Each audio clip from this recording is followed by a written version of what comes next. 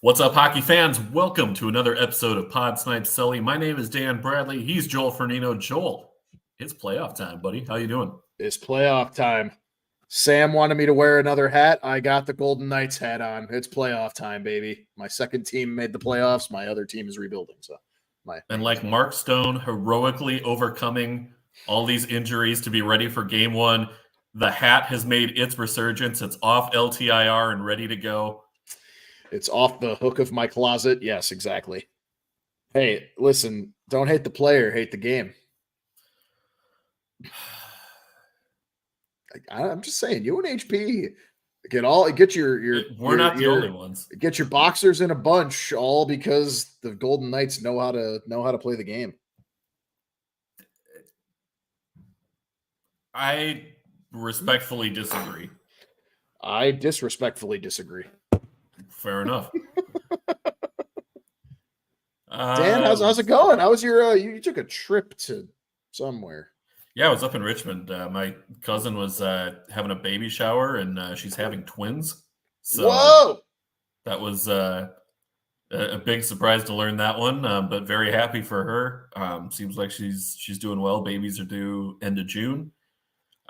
Stick taps to there we go. That's my stick. There's we didn't have a stick tap. Stick taps to your cousin for having twins, and also stick taps to your cousin and she right? Yeah, stick taps to your cousin and her husband and or wife.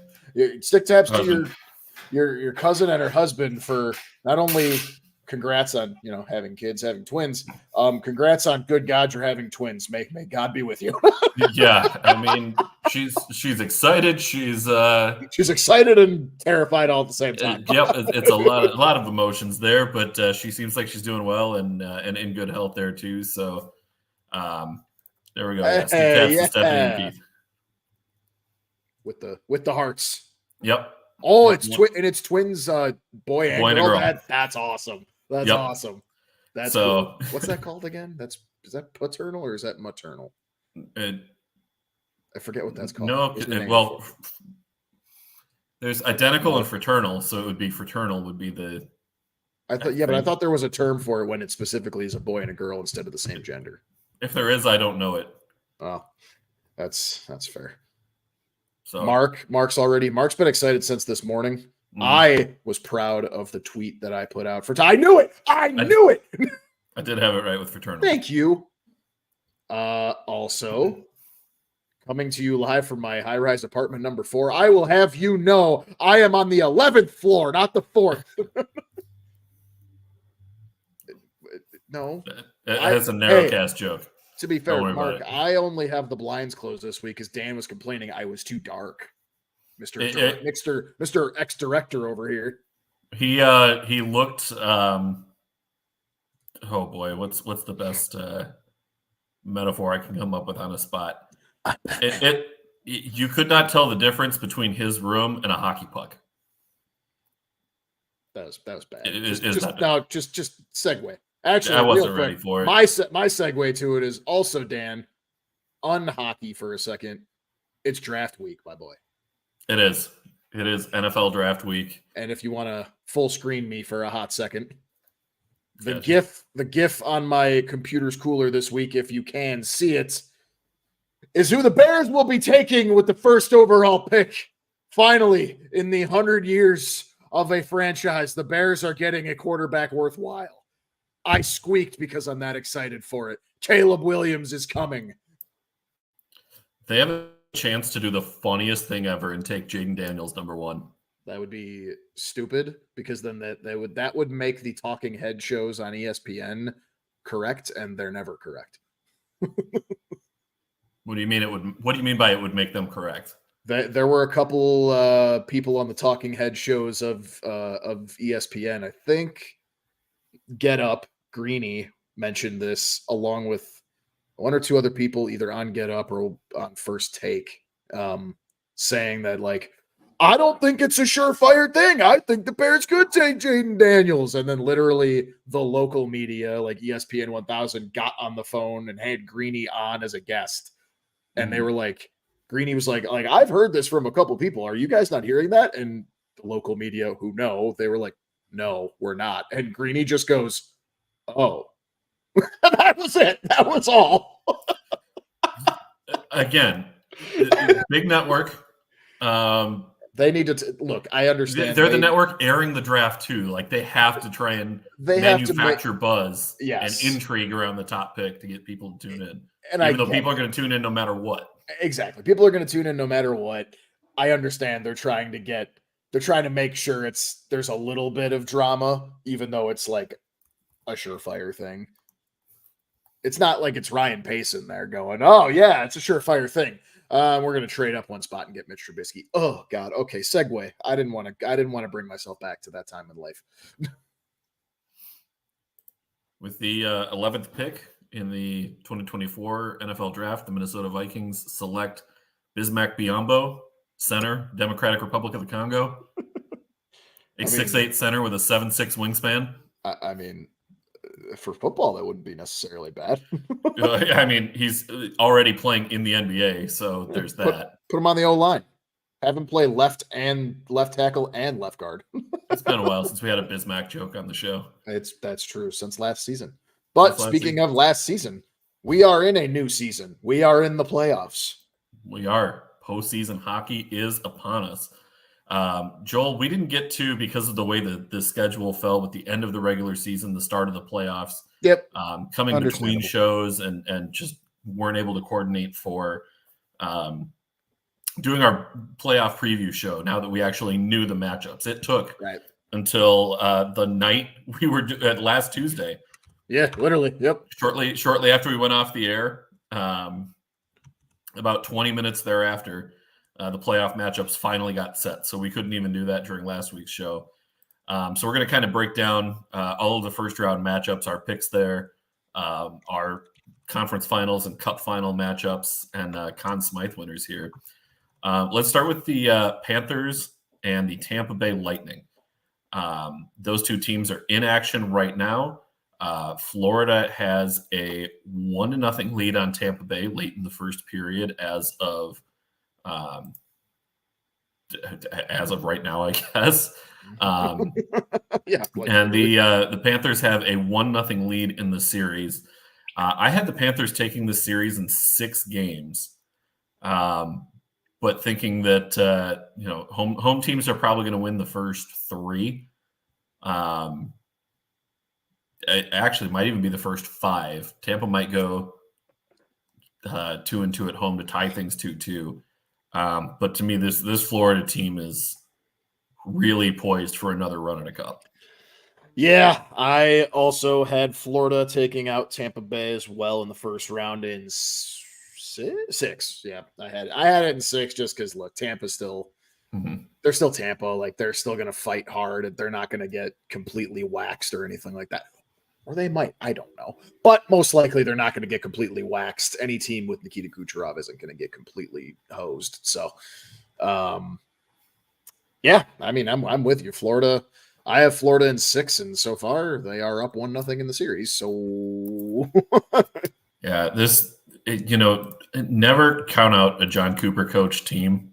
Like they're so good, and they've been the kind of the model of success in this league since about 2018, and maybe even before that. Just with the consistency they did make the Stanley Cup final in 2015. They just ran into someone else. Yeah, so I mean, for the last decade, they've been really about as good as it gets, and kind of a gold standard for playoff success and consistency. I just see the injuries that this team is dealing with right now, particularly having Mikhail Sergachev out, might be back should they somehow advance past Florida. But like May 15th is what it's looking like for him as a potential return. So that's a big blow with him not being in the lineup. Somebody who could slow things down offensively for Florida. But I do think the Panthers take that series. Yeah, I think that's pretty surefire thing. And then we move on to what's our next matchup we want to do here, Dan? The Boston Bruins and the Toronto Maple Leafs. This series is tied. You listening, Mark? Game a piece. I can't speak. Words are hard. So that actually was I wanted to mention that. That was a little bit to my surprise. So Boston pretty handily up 1-0 in the series over the weekend. I watched it. Let's fucking go bees. And quite frankly, I'm with you because Dan, I'm pretty sure you and I both have the Bruins taking this series. I do. Given the recent successes Boston has had against Toronto and the historic successes over the last few years that Boston has had over Toronto, I actually had Boston taking this series in 5 games. You did. I didn't go that drastic. Mark, Mm-hmm. I'm going to give you heart palpitations if this comes true, but I have them winning it in 7. Only because, and I think this look, the scoring power is not a joke on Toronto. That's Toronto. Like if Toronto's little war of attrition is not on a defensive side, it's all right, fine. Like if you're going to score on us, we're going to score right back. And last night, that's kind of how it went. I was watching the second period last night specifically, a little bit, and I remember, saw Boston score. It was scoreless, I think, heading into the second. Boston scores, and I kind of just figured, I kind of wrote it off. I was like, all right, well, yeah, par for the course. Probably going to go up 2-0. And then I actually, I didn't watch it the rest of the night. And then I woke up this morning to Sports Center and Leafs win 3-2. I'm like, what? What happened? What happened? Yeah, so I mean, Pasta scored. There were 8 seconds left in the first to go up 2-1. Power play goal for Tavares in the second, and then that Austin Matthews goal, who had gone. I think it was something like 10 games against Boston without scoring a goal, something that, including playoffs. What a way to break out of that drought! That goal was sick. Yeah, and you worry about, did they poke the bear with now Matthews is finally getting going here? And if Matthews can stay at 69 goals in the regular season, outstanding. Nice. But nice. But what are you going to do in the playoffs? He's finally on the board. He desperately needed that one, just psychologically speaking, to try and get going. But that was when he scored that goal, and it was 12:06 into the third period. That is the first time Toronto has had a lead against Boston the entire season. So in any of their games, they haven't even had the lead. So what do we say? I feel pretty confident still with Boston to move past that, make their adjustments, and take control the rest of the series here. So do I. And also, Mark actually, surprisingly, poke the bear. Oh, the pun. I'm glad somebody saw what I did there. So you had the bees in 7 as well. So, okay, maybe you wouldn't be as nervous then. But what do we say? The regular season means jack shit when it comes to the playoffs. All these, they're great stats to, throw into the beginning of a series to kind of try and paint a picture. You're painting blind when you're going into the playoffs. Everything that happens, season series records, individual stats against teams, it goes all out the window. It means absolutely nothing. And regular season for show, postseason for dough. Exactly. We saw it last year with Boston sets the regular season record for points, regular season record for wins, and then they lost in the first round, and sour note to end the season for everybody.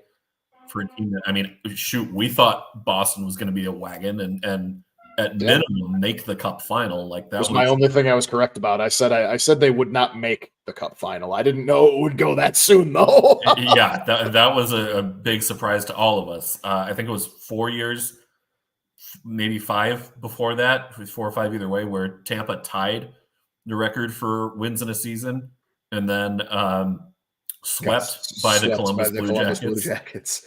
Oh my God, that was. I've never laughed that hard at a playoff series. One of the biggest playoff series upsets of all time, considering Columbus had never. I don't think they had won a playoff game to that point in franchise history. Certainly not a. They hadn't won a series. They hadn't won a series. It was their first series win, but I thought You might be right, because I think that game, because they didn't win game 1. I think they didn't win until game 2 or even 3. I can't remember. It was 10. Oh no, I'm sorry. They swept. I'm an idiot. Yeah, I was going to say, where are you going with that? I don't know. Yeah, no, my bad. I was thinking they actually came back and played them again and then lost. That's what I was thinking.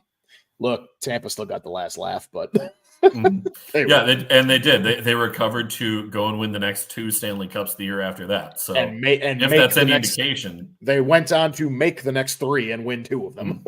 Yeah. So yeah. All right. So then that could move things in Boston's favor. And our next series in the East, let's go with the Rangers and the Caps. This was my only sweep that I had. And I had the Rangers totally sweeping the hell out of this series. I had the Rangers in 5 only because Washington did have some regular season success against New York. The Rangers are up 2-1 in the second period, early in the second, but 2-1. Water is also wet. Mm-hmm. Yeah, they lead that series 1-0. I mean, you come into the playoffs after making it in game 82. To me, it's a team that, one, is going to be so spent from just the push to get there. And number 2, minus 37 goal differential. Minus 37 goal differential. One of the worst teams in to ever years make the playoffs. Yeah. For goal differential to make the playoffs. Still a winning record if you count the overtime points, but also they're 40-42 if you look at it as pure wins and losses, knowing that that's overtime too. So a sub 500 team with a minus 37 goal differential going against a Rangers squad, a President's Trophy winning squad, plus 53. Yep, and your top team in the league. Yeah. The part-time Caps fan in me, by virtue of my in-laws, would like to see Washington make a series out of it. I'm not anticipating much. Yeah, no, sorry. sorry to break it to you, but the Rangers are not going to fall short like they did last season. Spoiler, I do not have them sniffing the Stanley Cup final, but still. But at least getting out of the first round. They go unlike easily. Last year.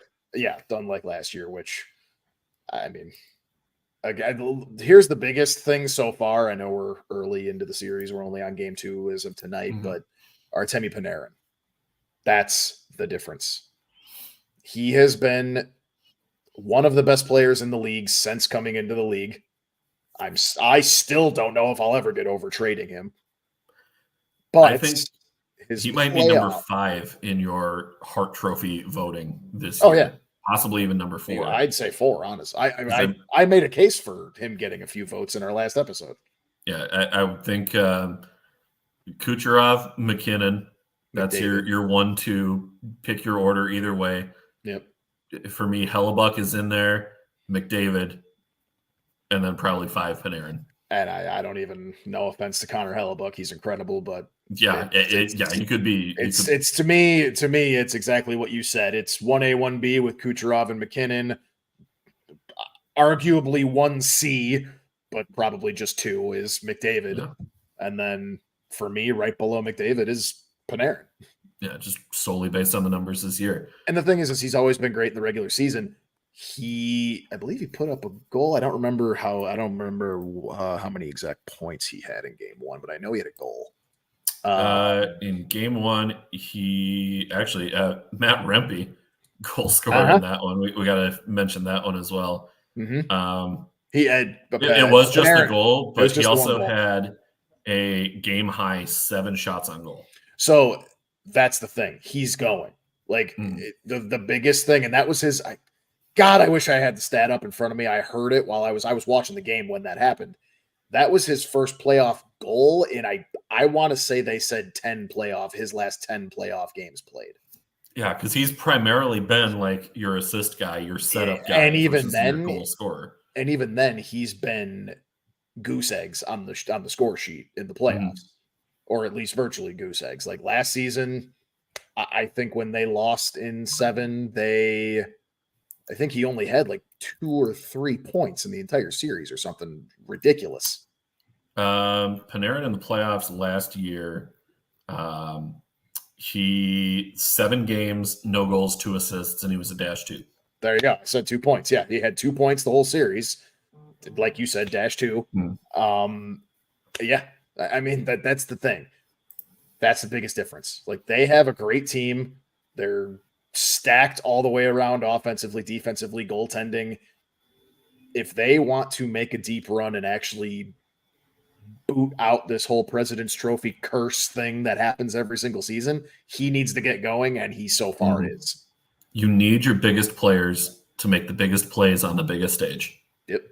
And So if far, Panarin, if he continues to show up, Rangers have a lot going for him. But if he disappears again, they're in trouble in a hurry. Do you have the score sheet up for right now, like the game currently? Who's got the points right now? Washington tied the game. Oh, it is now 2-2. They heard me shit talking them. No points so far for Panarin. Okay. There's the difference. I told you. No. Connor McMichael actually got the scoring going for Washington. Vincent Trocheck answered, then Zibanejad on the power play.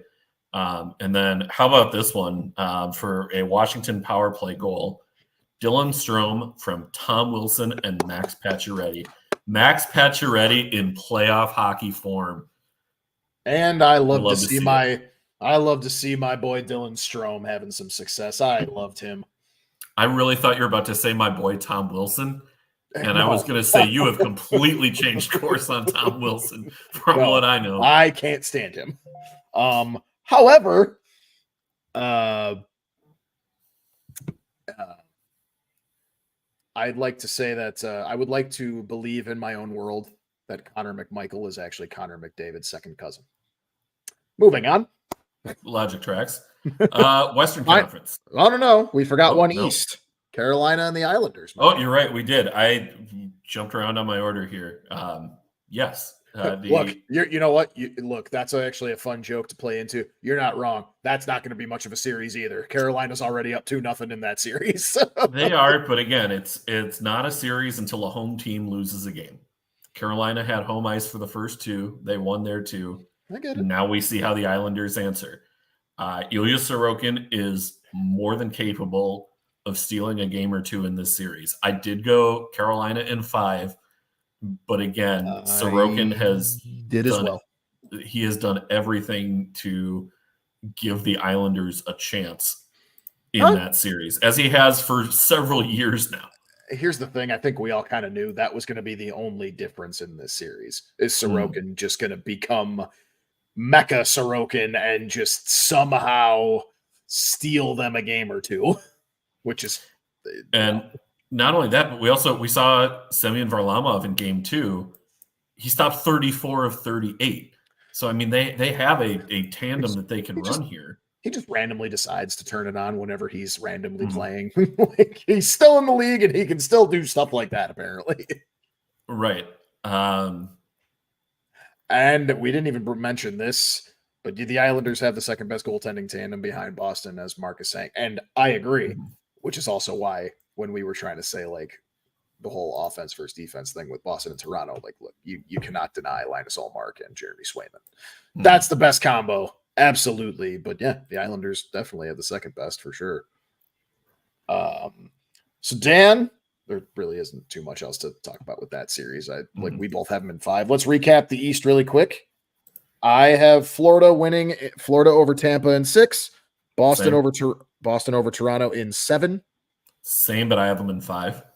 Rangers over Washington in a sweep. I have 5. And Carolina over the Islanders in 5. Same. So pretty even on that one. On to our conference, the West. The Western Conference. The Western Conference, baby. Let's start with the Dallas Stars and your Vegas Golden Knights. A secondary Vegas Golden Knights, yes.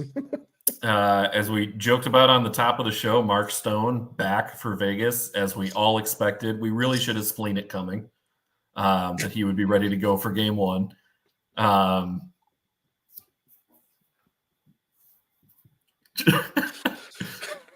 I got him. He's speechless. Flawless. That was good. Stick taps to you for the spleen joke. I'll take it. Let's go. Yeah, there you go. You got your own stick tap. Stick taps to Mark Stone for recovering from a lacerated spleen. Yeah, not a pleasant injury to try to come back from. Some very unforced spleen circumstances. There you go. Attaboy. Come on. It's good. I'm giving it to you. That's a good one. All right. With all that said, though, Dan, even though they're my secondary team, I have Dallas taking this in 7. I had Dallas in 6. A little surprised that game 1 went to Vegas, but also I believe last year, Minnesota and Dallas, that playoff series, Minnesota game 1. Game 1 win there, and Dallas went on to win the series. Dallas, whether they have a lead in the series or whether they're playing from behind, they are so poised and confident. I look to guys like Joe Pavelski, who have been there a long time. Like, damn it, we need to get Pavs a cup. Like, he doesn't have one yet hurts my soul as a hockey fan. He is my active player, for me at least, where I'm like, I want to see him win a cup. Player not team that you root for the most. Like, for you, it's like Panarin and Pavelski. Like, those are the two. Panarin, Pavelski, I guess Kane now. Yeah. But he's already got one though, so that's a factor. Panarin. Did Panarin win one with Chicago? Yeah, he did. No, he didn't. Didn't he? No. We drafted him, and by drafted, I mean... You're right. We got him... Signed him as a Russian free agent, 2016, so after... I couldn't remember. I thought you might have had him for the 15 Cup, but... Yeah. He actually... Okay. Yeah, 2016 season was when we grabbed him. God, I hate going back to that. As much as I loved Saad, the fact that we traded... but Stan Bowman's a moron. Anyway, enough about my primary team. All that to say, I do think Dallas will rebound. I do think they take game 2. They effectively doubled Vegas on shots in game 1, and Jake Ottinger was not at his finest. As he's really kind of struggled this whole season. I wonder if there's maybe a nagging injury there or something that he just hasn't had time to recover from. They've run him ragged the last couple of years, so that they have. He's had some deep-ish playoff runs too since his rookie year 2 years ago.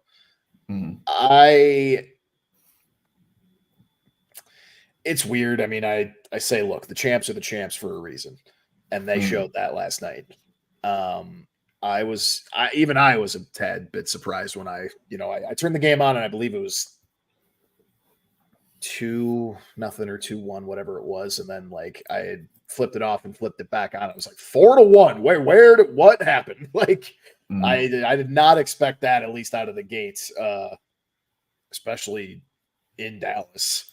But the crowd booing so loud that Mark Stone couldn't hear the reporter asking him a question on the bench. It was that loud. There's your problem if you're Dallas. You already just split home ice advantage at the very best case scenario there for the first 2 games. Yeah, like now you have to go win one. If you go, and that's, as I've said, it is the toughest arena to play in the league. If you somehow lose game 2, your Stanley Cup winner, spoiler, is in trouble. Yeah, I'm still confident. I think Dallas still did a lot of things right in that game. They nearly tied it. But, Mark Stone scoring a minute 23 into the game on the power play and behind the 8 ball from the get-go there. That's just poor discipline all the way around. Yeah. Love seeing my boy Logan Stankoven getting on the stat sheet, picked up an assist in his first playoff game. Yep. I still think Dallas takes the series, but on the hot seat scale of 1 being ice cold and 10 being the seat is on fire, my panic meter is about a 3 for that series. It's still low, but if Vegas takes game 2, that's probably that gets up to about a 7 or an 8. Yep. Totally. Next one, the Winnipeg Jets and the Colorado Avalanche. That I'm gonna make maybe a bold statement here, maybe not, but game 1 of that series to me is the single most entertaining game that we've had in the first round of the playoffs in the last 3 seasons. I cannot remember a first round game that was that good. And like the Wild went to double overtime against Dallas in the first round last year. A 7-6 barn burner. That's what we need. I'm sorry, call me new school. I don't care. Give me 7-6 barn burners every damn night. Sorry, goaltenders. I don't care. I mean, I really thought the difference was going to be Connor Hellebuck. And to a degree, it was. Because Colorado outshot Winnipeg 46-23. He still let in 6, but his team got doubled up on shots, and he gave him a chance to win it. Whereas in net for Colorado, and this is going to be their Achilles heel in this series, if they don't win, this is what they can point to, is the goaltending of Alexander Georgiev, 16 saves on 23 shots. I mean, his numbers were bad in the regular season. Justus Annunen, still out hurt, probably not playing game 2, might not make the series at this point. And for Georgiev, 897 save percentage and 302 goals against. But they only looked at wins, so he was an all-star. And yeah, it's fair. Yeah, his numbers were not good. That's fair. What did I mean? Even when Colorado won their cup with Darcy Kemper, I remember even saying, like, look, Darcy Kemper he's decent. He's a guy. Yeah, he needed to be he's bad. He's average. All right. Yeah, he literally average to slightly above. So in this case, and it's been like that even since winning the cup when they got back to the playoffs again, and then now this year, you need solid goaltending, and they're not getting it, and now it's catching up with them that you can't always just rely on a guy to bail you out. You need someone to be at least solid.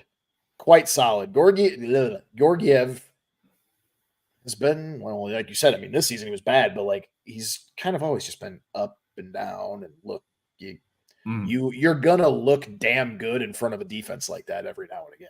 So yeah, that's it. But with all that said, I do still have Colorado over Winnipeg in 6. This is the first series we've talked about on the show tonight where you and I are picking differently. Drastically differently. I am taking the Winnipeg Jets to win this series. I have it in 7 games. And if we get 6 more games like we had in game 1, as a hockey fan, inject that into my veins. Please. That would be so entertaining to see. I want a game 7, and I want the final to be 10-9 in overtime. Can you imagine? I don't want the touchdown. I want the field goal. I want the extra point and then another field goal too. Yeah. Just to see the absolute speed from both clubs, the physicality that the Jets bring. It's like Colorado is all offense and Winnipeg is all defense, but Winnipeg's all defense just put up 7. So what are you going to get the rest of the way? Which I'm not going to lie to you. I'm about to not practice what I preach when I always say it's only game 1. You just mentioned your level of, hot or nervous hot seat for Dallas being a 3. I ain't going to lie to you. Watching that game, I feel I don't have Colorado going that deep anyway, but winning the series, I'm probably already at a 5 of nervousness. That was you called both HP and I out on it in our group chat. I am sleeping on Winnipeg. I will admit it right now. I think everybody just assumed but Colorado was going to just skate past everybody, and Winnipeg is the 2 seed in this series. They earned that. I know. Yeah. I don't know. I had like a McKinnon to McDavid vibe of it. Like McKinnon can drag them through this offensively if they ever have, if they're getting shelled a little too hard, which I mean, like how many points did he have in game 1? I didn't actually even check. Sorry, how many points did McKinnon have? Yeah. He had 2, a goal and assist. Yeah, so, decent enough. About what you expect. Rantanen, 2 assists. Usual suspects. Makar, goal and 2 assists. Mm-hmm. So usual suspects are on. It just wasn't enough because obviously goaltending, clearly. But all right, yeah, that's the only series where you and I are like drastically different, I believe. So then we move on to Vancouver and Nashville. I think we both took Vancouver in this one. We did. And I think both of us panic meter up to about a 7, even though Vancouver has the lead, knowing that Thatcher Demko might not be good to go for the rest of this series. And I know hockey's a team game, but losing your goaltender is big. We just talked about it with Colorado not having answers between the pipes. That one kind of has me a little bit nervous here for the Canucks. Not to mention, you have an inexperienced team in the playoffs. Regardless of them being the 1 seed, they are playoff inexperienced. Yeah, haven't had to a lot an extent, you gotta look at that to an extent. Haven't had a lot of sustained deep playoff runs. And I mean, granted, neither has Nashville in recent years. This is the first time Vancouver's been in the playoffs since what? Hang on. It's been a few years, I think. So they during the bubble, they were in it. That's right. I forgot about the bubble. So, but yeah, the last 3 years they were not in the playoffs. Okay. Now, excluding the bubble, yes. So I guess one appearance in 8 years. Right.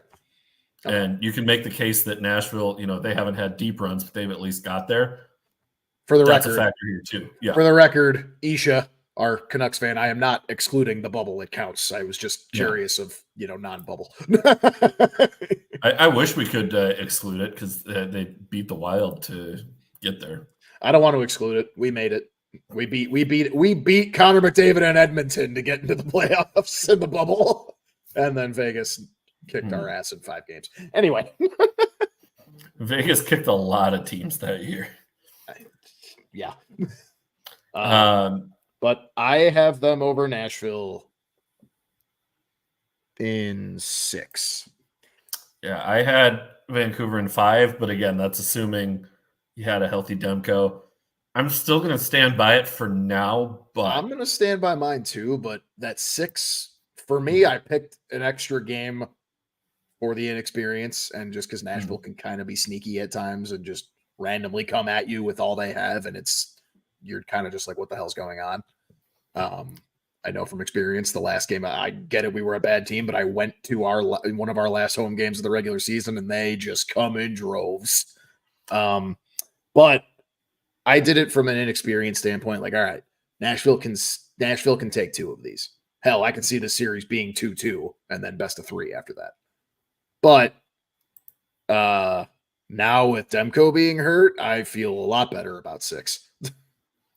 There's certainly an opportunity for Nashville to make some noise here. And to put these numbers into perspective, Demko save percentage this year, 918. Casey DeSmith, 896. Demko goals against average, 245. DeSmith, 2.89. They are a noticeably worse team when Demko is not between the pipes. And I get it, just objectively, Demko's the better goaltender. Like, that's clear. That's why he's the starter. Right. but you still need your backup to. I mean, you want your backup ideally goals against somewhere between a 2.8 and a 3.0, save percentage right around 900. If you can get that out of your backup goaltender and your starters' numbers are better than that, you're poised for a deep run. Yep. They do not have that. And now being down Demko, there's a lot of cause for concern. Totally. We'll see how it goes. Because Casey DeSmith, guess what? You're not playing the Minnesota Wild anymore. Aw, come on. You don't got to do your team like that.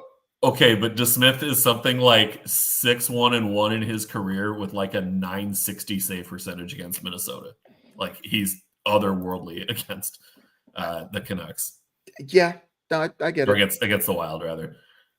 And then our final playoff series, the Edmonton Oilers and the Los Angeles Kings. Joel, Edmonton was your cup winner. Yes, they were. I never faltered even when they started so bad that they were below the Hawks in the standings. They were like 3-9-2 in November. They fired their coach. They had a 7-game losing streak at some point, I think it was. Yeah. And then they had their, 18-game winning streak? Yeah, so it's okay. They went on, so more than double the losing streak. That's fine. Surprise, we're back. Nearly tripled it, actually. It was but a flesh wound. Yeah, exactly. That was the extent of it. 100-point season or 100 assist season, excuse me, for. Yeah, it was like. For 132 points, but 100 assists. Like he became the fourth player in NHL history to get 100 assists in a season. Trick question. Nikita Kucherov became the fifth a day later. There you go. The LA Kings, I have this one as a sweep. And I know we kind of talked earlier in the show about the concerns of goaltending. That's the biggest issue for the Los Angeles Kings right now. It was something that even coming into this season, we looked at and said, really? Are you going to try and run Cam Talbot, David Rittich, and Phoenix Copley as your goaltending tandem? Game one, Cam Talbot, 38 saves on 44 shots, an 864 save percentage, 6.05 goals against average. Talbot has not been good lately. And even going back into the regular season, in 4 of his final 5 games of the regular season, he had a save percentage below 900. Yeah. In one of those, it was a win over Chicago, 692 save percentage. He allowed 4 goals on 13 shots. Joel, you got to see that one firsthand. Mm-hmm. I do not see a way that LA is even able to steal one here. This, to me, this Kings team is very reminiscent of what the Oilers have been the last couple of years, where it's, they can score goals, but they've got no goaltending. To me, that's where LA is at right now. I agree. And it's funny too, because didn't we not talk about like the Kings being like a secret juggernaut at the start of our regular season? I had them winning the President's Trophy thinking that they were going to be able to get average enough goaltending to run away with that division. Well, it's because like last season, it looked like, especially in their playoffs, like it was like, oh shit, they're on the come, man. Like maybe watch out for them next season.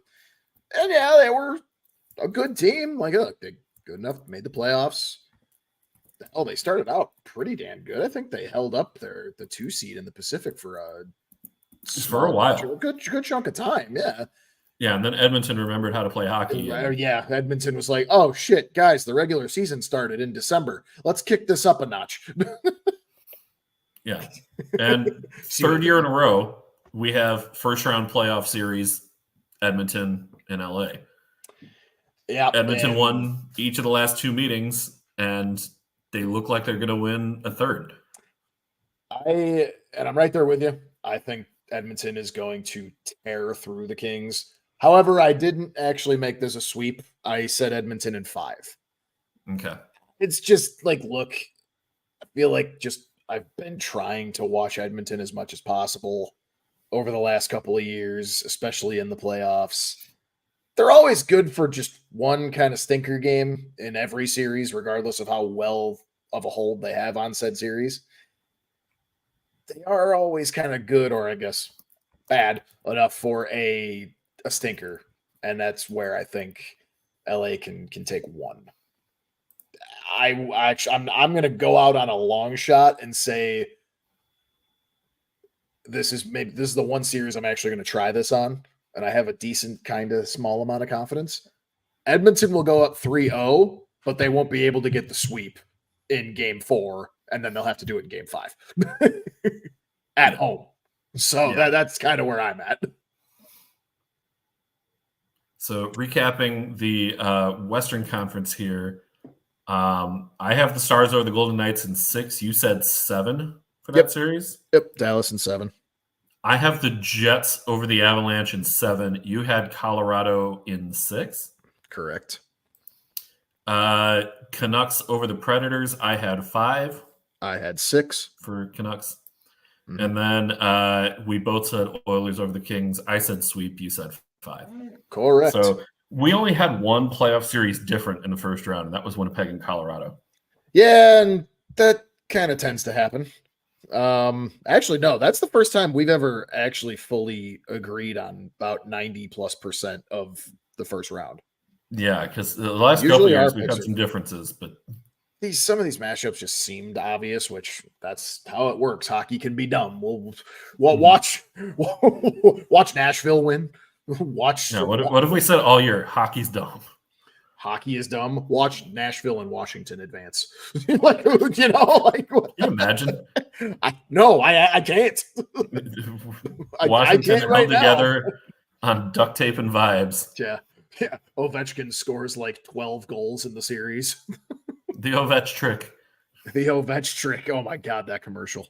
That's a callback. So we previewed the series while going through the first round. Let's just finish out our bracket. We're not going to preview the series because they're hypothetical series. But in the second round, then Dan, that means let's just go conference finals. Who did you have conference finals and who did you have cup? Let's do that. So in the conference finals, I have Florida over the Rangers in the East, and then Edmonton over Dallas in the West. Okay. And you have? I had Carolina over Florida in the East, and I had that in 7. And I had the Stars over the Oilers in the Western Conference Finals in 7. So we each had Dallas and Edmonton in the Western Conference Final. Yep.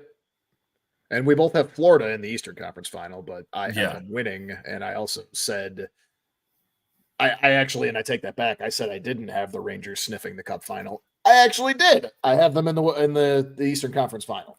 I'm kind of betting against the whole President's Trophy curse this year. Mm-hmm. To me, I'll probably be wrong. The team that is the most dangerous in either conference, like, yes, I picked Dallas to win the Cup, and I had them beating Carolina. The Hurricanes are so scary good to me. And not only that, but they are in we have to win this year mode. Just looking at the contracts that they have, the UFAs and RFAs, Teuvo Teravainen, Jake Gensel, Martin Necas, Jordan Martinook, Jack Drury, Seth Jarvis, Stefan Nason, Brady Shea, Brett Pesce, Jalen Chatfield. Those players are all going to be either restricted or unrestricted free agents this offseason. Mm-hmm. Carolina has roughly projected $28 million in cap room. There are about 3 players I just named who are going to account for about 75% of that if they choose to re-sign those guys. It's a lot of roster holes to try and fill. This is more off-season talk, but I was listening to my favorite CHGO Blackhawks podcast. They were more like, it was like 50-50. 50% was having fun with like the free agents we can sign, like the pipe dream is Steven Stamkos. That's a pipe dream, obviously. Yeah, that's everybody's pipe dream this offseason. Yeah, just as that kind of veteran coming in to help out all the kids, like, oh my God, that's a pipe dream. But anyway, the actual realistic one, you said his name. Teuvo Teravainen coming back home. I think I wouldn't hate both the fit for Chicago, especially if they win a cup this year. Bring some cup cred to that locker room. Not that, I mean, organizationally they've won recently, but Mark, Stamkos to Boston, book it. I actually don't disagree. Oh boy. Especially if Tampa, when Tampa gets knocked out in the first round, maybe some frustration. Maybe look, most of these superstar guys like a Stamkos or like a Kane or like a Erik Karlsson, like whatever. The list goes on. A lot of these guys are looking to win cups in the back nine of their careers. They're not really looking for the cups, but him being injured during the cup run a couple of years ago. And that's the thing too. Like he's got the cups, so does Kane, and he just wants another one. That's all. Especially, it's even more so when they have the cups. Looking for the money on the back nine of their contract or on the back nine of their careers is way less common. They have the cups. They want that feeling again. It's like a drug.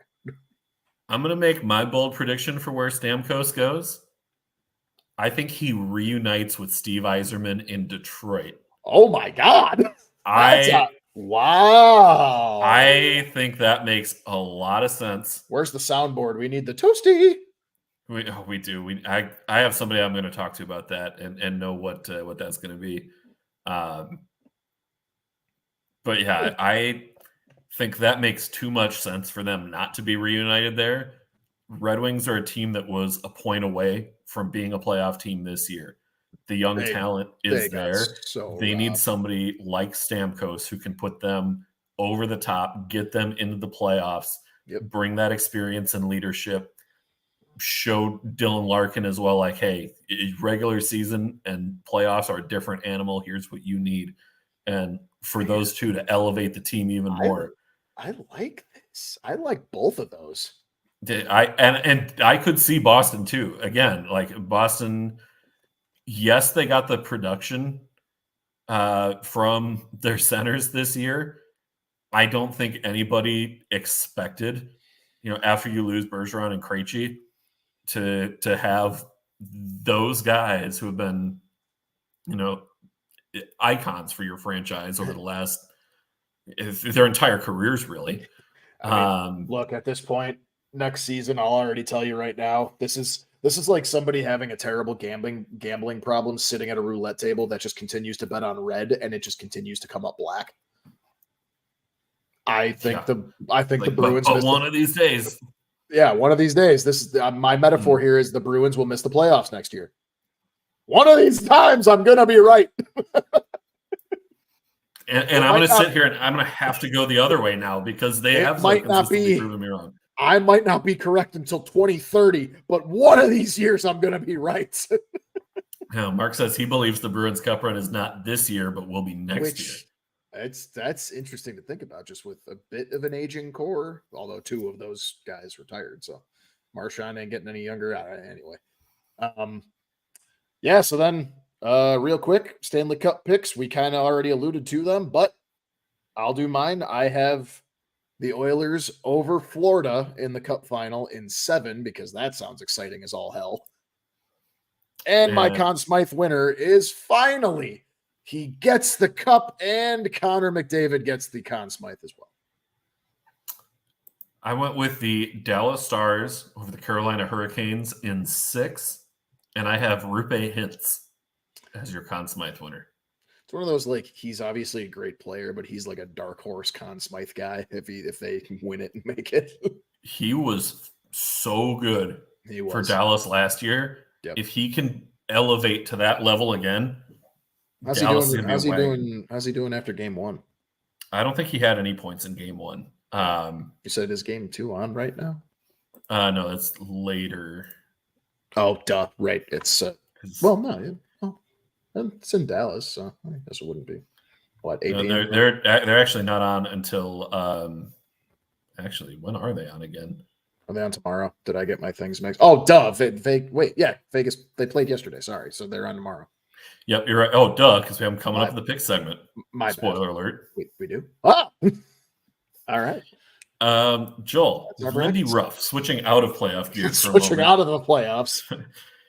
Lindy Ruff returning to Buffalo. He is back on the bench for the Sabres. He was gone for 13 years. Yeah, he was their coach from 1997 to 2013. Almost 13 years, sorry. in the 11 years, since we can do math on this show, math ain't mathin'. In the 11 years that he was gone, the Sabres have gone through 6 head coaches. They have struggled to get basically anybody to stick around more than about 2 seasons worth. And Remember? for Lindy Ruff, 5th all-time in coaching wins, 8 trips to the playoffs, 3 Eastern Conference finals, and the Stanley Cup final in 1999. Yes, the foot was in the crease. Should have been no goal. Hey. Technology Dallas apparently Stars should still be looking for their first championship. Brett Hull thinks differently, sorry. Brett Hull can think differently all he wants. He's wrong. He scored the goal. What was in the crease? No goal. Oh, yeah, no, I like it. I honestly like it. I mean, like, he's probably one of the only, older coaches that's not stuck in his own damn old school ways. Yeah. I like him. I like him too. And I think he's a good coach. He's got Jack Adams cred for top coaching honors. Right. Things have been a little shaky recent years. He had a couple of good runs with Dallas, but wasn't able to get back to a conference final with Dallas. Had a couple good years behind the bench in New Jersey. Ran into a buzzsaw in Carolina last year, and the Devils were out. Yep. And excuse me, and let go from the Devils job this year. Granted, I think there were a lot of circumstances there that were beyond his control. I mean, the Hughes injury was obviously the big one. But Hughes injury hurts. I mean, remember a time when we were thinking that Buffalo and New Jersey would end up at some point meeting in the playoffs this season? Pepperidge Farm remembers. Mm-hmm. Good times just a few short months ago. Yeah. I like the move. I like it too. I like it. I said the minute you sent the link to us, I was like, I like that. I don't know. I'm not going to get ecstatic about it. I don't. But Buffalo was supposed to make the playoffs this year, and they didn't. So they got more work to do other than just hiring a head coach. One word answer, yes or no. Does Lindy Ruff get the Sabres to the playoffs next year? You know what? That's more than one word. Yeah. Yes. I'm going to say yes, too. Yes. I think they underachieved hardcore this year. I think they can wild card 2. But like solid wild card 2. I don't think it's going to be like Washington where the literally last day of the season. No. Rank the blank. My favorite time of the show. Continuing our series 544 watchers.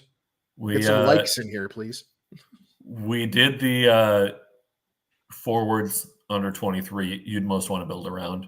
We did defensemen under 23 most want to build around. Let me guess where this is going to be a little tricky for you because a lot of these guys don't have a lot of NHL experience. Which goaltender, age 23 or under, would you most want to build your team around? This is going to be fun. Did you keep the same rule from last time where you kept our teams off limits? I did keep our team off limits. So give me Drew Comesso at number 1 right now. No Drew Comesso, no Jesper Wallstedt. Those two are off the table. Right. So fine. You're gonna have to just deal with it. I know one of them that's gonna be on there. You probably know a couple of them. But let's start with Dustin Wolf. Wolfie with the Calgary Flames. He was a 7th-round pick in 2019. He's 23 years old. Back-to-back years prior to this year, he was the top goaltender in the AHL, won the award for that. Let's go 4. Interesting. Okay. I ain't gonna lie to you, I barely knew who he was. It, I know the I name. gotta get you watching more AHL hockey. I love AHL hockey. It's just it's not like really on locally much other than Rockford and the Wolves. The second of our 5 names for you to blindly rank, Spencer Knight, 23 years old. He was the 15th overall pick in the 2019 draft. Florida Panthers goaltender. He missed some time last year dealing with OCD. He was, struggling to keep his focus. He would lose sleep over this condition. He would have just all sorts of OCD is an ugly condition, and I'm glad he was able to step away from the game and get some help. Goalie. Yeah, especially as a goalie where you're already so very much about regiment and routine to begin with. Right. But he had a solid year. I do want to bring the positivity back with that. Solid year in the AHL this year. 25, 14, and 5 record with the Charlotte Checkers. Oh, it's like what? I was waiting for it. So 25, 14, and 5, a 241 goals against average, 905 save percentage, and 5 shutouts. I'm gonna maybe you'll be surprised by this. I'm putting him at 2. Okay. Because at one point, and quite frankly, look, only because of things outside of his control, he was like the most hyped up rookie goaltender in the last few years when he came in, when he got drafted. And For when he did play North American goalies, yes. Yeah. And when he did play, he was solid. He's still very young. Obviously, that stuff is fixable, and he's working on. He's working with experts to make sure he keeps all that stuff in the OCD in check. Dude, I would gladly take Spencer Knight. How old is he? 21? He's 23. 23. Oh. Okay. In fact, his birthday was last week. Happy birthday, Spencer Knight. April 19th. And actually, for that matter, Dustin Wolf, his birthday was April 16th. So last week's show. May birthdays are better. Anyway. Yeah. Okay. Sure. Whatever. Oh, they are. The the third goaltender on our list, Yaroslav Askarov, 21 years old. He was the 11th overall pick in the 2020 draft. Had a record of 30, 13, and 1 with the Milwaukee Admirals this year. A 2.39 goals against average, 911 save percentage, and 6 shutouts. I usually save this, put him at number 1. That dude's gonna be sick, which sucks because he's in Nashville's system, which means we're both gonna have to deal with him for years to come. But as long as Comesso and Wallstedt both shape up to be hopefully just as good, if not better, we'll be okay. All I ask with Askarov is that when he gets wins, and in particular if it's a shutout, that he continues his tradition of closing the net after the game. The clock hits 0 and he tips the net down, or he'll sit and he'll bench press the net. Look, I want him to keep doing that. You're selling the fact that I was already cool with putting him at number 1. You just amped it up even more. Yeah. And no disrespect to anyone on this list. To me, he has the best personality of anybody on this list. He's just a nut. We need more of that. Number 4, Devin Levi, 22 years old. He was the seventh round pick in 2020 for Buffalo. Where are you putting Devin Levi on this list? 3. Okay. Easily 3. Quite frankly, I literally read your mind on that one. I knew Devin Levi was going to be on here. If not for Askarov, he probably would have been 1. I was waiting for Levi's name. And the 5th goaltender on the list, spot has already been determined by virtue of the other 4. Sebastian Kosa, 15th overall pick in 2021. He is 21 years old. Had a record of 22, 9, and 9 with the Grand Rapids Griffins this year. 241 goals against average, .913 save percentage, 2 shutouts. Yep, that's fair. Probably would have done that. So, yep, that works. Nothing against him, just So on my list, just for comparison, well, actually, let me back up for a minute. So this was your blind ranking. Now seeing all of the names on this list, how would you change them? I think I might switch Knight and Levi, but other than that, I'm actually pretty okay with it. Where things get interesting here, my list and your list are pretty different. We both have Askarov. You know young goaltenders way more than I do. I like my goalies. I'm a goalie snob. Always have been. I like my goalies. What can I say? I almost fought a club hockey player for you playing goalie once. You did.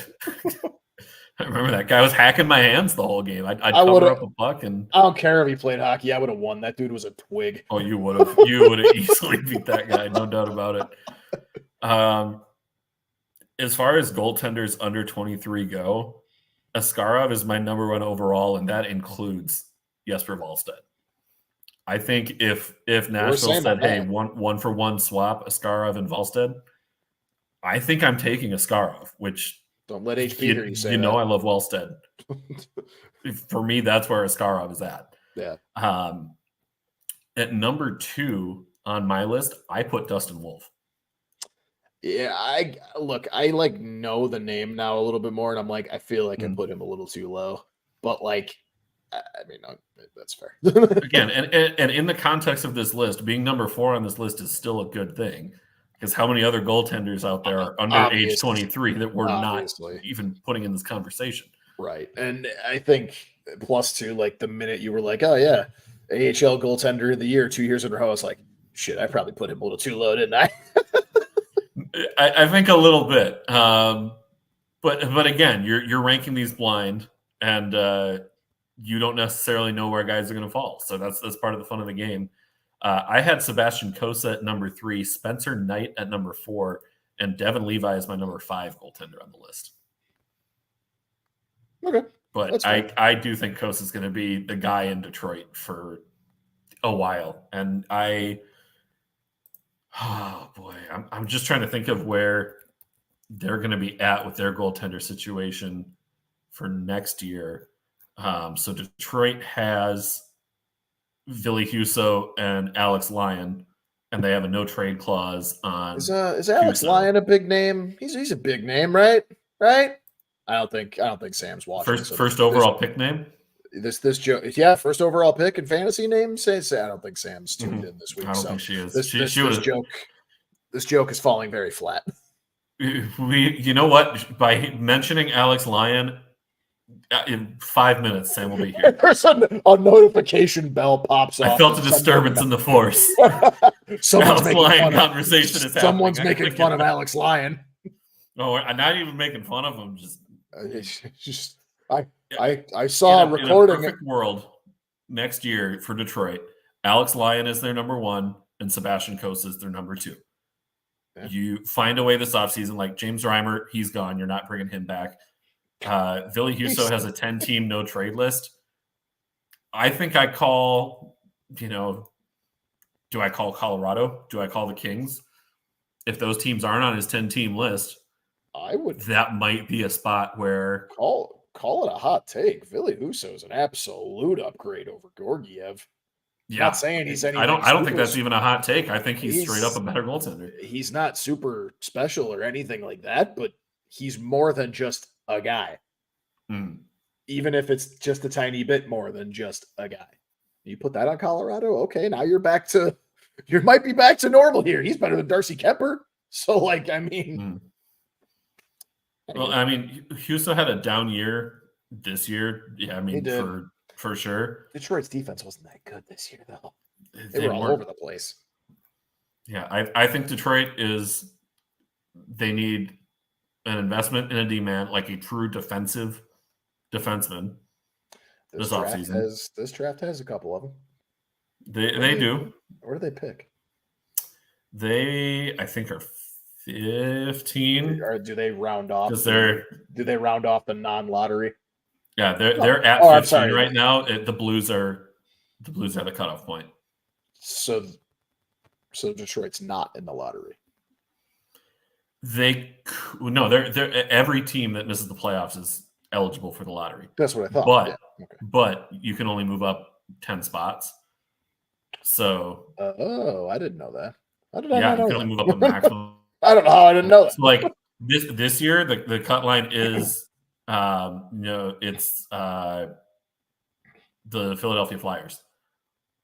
They hold pick number 12. If they win, they could move up. If they win for the first overall, they would move up to number 2. If they win for the second, they could only go as far as number 3. Okay. It's all right. We only got to move up 1. And it's going to happen too. So the Tankathon, I hit the sim lottery thing there today. Yeah. It had Arizona, aka Utah, AKA Utah. The lottery. I told you. Did I not say that? Well, did I not say that last episode? So this is the dream scenario. Utah won. I said that last week too. I was like, the only team now that can threaten Chicago for number 1 is Utah. That's it. Arizona / Utah picks 1. Mm-hmm. The San Jose Sharks pick 2. And the Minnesota Wild moved up 10 spots to number 3. That was how this lottery sim went. I will not touch Tankathon again, and I will speak it into existence. Well, unlike you not touching it again, I'm going to do it right now. Okay. Live and in color. Are we ready? Go ahead. Hit it. Actually, sorry. Sometimes the website screws up. I'm going to click it once and then click it because sometimes it screws up when you do it the first time. Okay. Oh, I guess it didn't screw up. Okay. So Buffalo is getting Macklin Celebrini moving up 10 spots. Buffalo winning another lottery.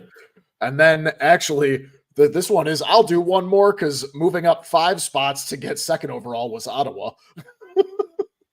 Then 3rd is San Jose. 4th is Chicago. Yeah, it's standard order after that. 5th is Anna. Yeah. All right. One more. Uno más. And then we will move on to picks. I still don't like this. Calgary gets 1st overall. And then moving up 10 spots to number 2 overall is Philly. And then San Jose, Chicago. Good God. 3 tries. We're still not up there. 4 tries. Let 5. Me reiterate 6. Once again. 7. I can't 8. stand the draft lottery, and I think it's a dumb idea. I mean, I have not gotten 1st overall yet. There it is. It only took me like 12 tries. There we go. There we are. Mark's loving our long show format tonight. We've gone a little extra, but it's the playoffs. It's the playoffs, and that means picks are going to be pretty quick and easy. And I finished at 500 in the regular season, baby. I was chasing 500 all damn season, and to the very end, I finally hit it. And how about this? Not only did you get to 500, the game that got you there, Arizona Coyotes for the bit. For the bit, baby. And it for the final time. It wasn't just for the bit. They didn't just cover. They flat out won, and they covered. They covered their point spread. The first game that the Coyotes played in Arizona was a 5-2 win. The final game that the Coyotes played in Arizona was a 5-2 win. You just can't write that script, but Hollywood could not have written that. It's so poetic. It really is. And I loved what were they chanting? Utah sucks. Salt Lake sucks. Salt Lake sucks. Sorry. That's way more catchy than Utah sucks. Yeah. Salt Lake sucks. Salt Lake sucks. Don't get me wrong. I'm happy that Salt Lake is also getting a team, but I didn't want it to be this way. No. Anyway. Not at all.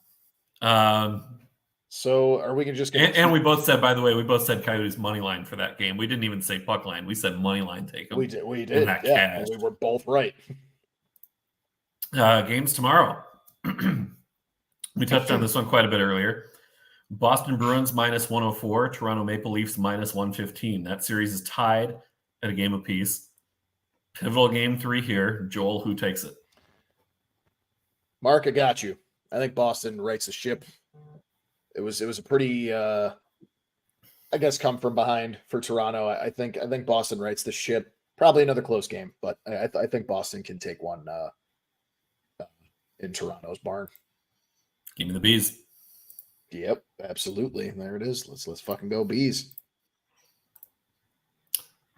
Vegas Golden Knights plus 138 at Dallas Stars minus 166. Does Vegas manage to take a second game on the road? Joel, you're wearing the hat. What are you going to do? I am absolutely changing my tune. Just kidding. Dallas rights the ship and ties the series. Well, I think we're going to go 3 for 3 on these picks tomorrow night with picking the same because I'm also taking Dallas. I can't pick the Kings straight up in Edmonton the way that they've played down the stretch here. No. Give me the Oilers. Give me my cup favorites. What was the final score of the first game again? Was it 5-2? 6-2? I don't know. I'm having problems getting my computer to load some of these pages. By the way, Rangers 4-2. There it is. And there it is. Florida 2-2. Just needed to give them. What? Oh, yeah, it is tied. I see that now. Yeah. Huh. All right. Well, I mean, dude, the Battle of Florida is one of the best series of the first round. I mean, that's awesome. Mm-hmm. By the way, it was 7-4. That's it. There it is. Yep, I just found it. Yep. Yeah. So, I don't know if I expect that crazy amount of offense, but yeah. When done. Mark says, when we're done, go check out the save Bobrovsky made. We will have to do that. The number one cop on the force. Bobrovsky. You're a loose cannon, Bobrovsky. Yeah. Good show. Good stuff. We went a little long tonight, but hey, that's okay because the 52 people watching, thank you by the way, are okay with this long form. Clearly, so is Mark. We would have hit 60 if some of our usuals were online. Looking at you, Joey and HP. Mateo. And Mateo. Where's Mateo? Deanna. Sam. Deanna. Her alarm didn't go off. Her alarm didn't go off. That's okay. They're working hard. That's true. I didn't even reference WWE. Mateo usually eggs me on for those. That's true. Well, fun fact, too. I turned 30 in a week. A little over a week. And I will be in Smashville for my birthday. Now, I am not going to a game. I'm not going to a game because of the group going. I really only have probably 2 people that would actually have any real true interest in going to a playoff hockey game. And 2, those tickets are probably very expensive. I'm not going to spoil anything here. My man. Thank you, Mark. It's early, but HP and I, oh, bless you. Okay. Did you mute your mic right before that? I did. Good man. He's learning. I'm courteous. I'm not going to sneeze into the microphone. I already yell into my microphone half the damn show. HP and I got you a pretty cool gift this year. You got me. We teamed up to get you something. Why did you get me? Why? Because you're turning 30. Welcome to the club. Should I be scared? Is like a stripper dressed as a clown going to show up at my front door? Well, not anymore. Not that you figured it out. No. Hello? That was a horn, by the way. I wasn't doing it. Safe sport. Oh, goodness. No. I will just get you a little excited about that one. Something to look forward to. And am I going to WrestleMania next year? Since it's probably going to be in Minnesota.